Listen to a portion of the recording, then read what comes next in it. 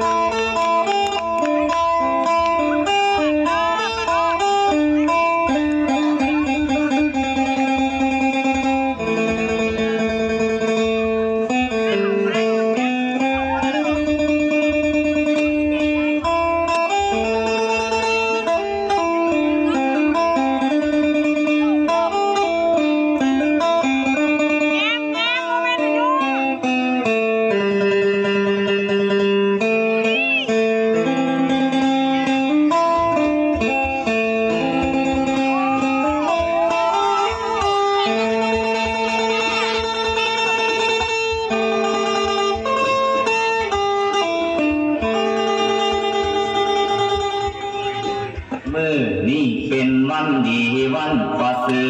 ฐสู่มุขาทั้งหลายพำพร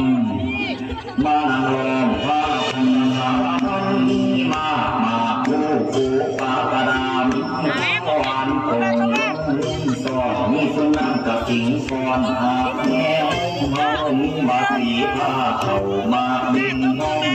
ดอกสมังดอกคงแก้มโมมันปา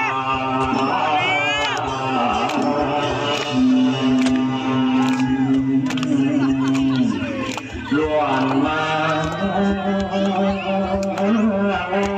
ของหามามุนมอยามมาตาเว้นลองป่าซึ่งยามมาเล่นตาเว้นแดงว่าป่า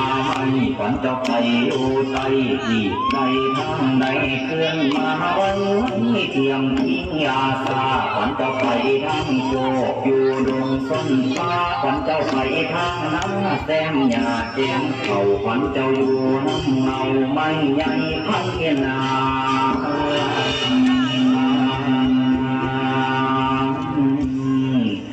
จะให้ขึ้นมาสามือนี้วันนี้บัดนี้สิได้เป่าห้องเดินว่ามาเด้อวันเด้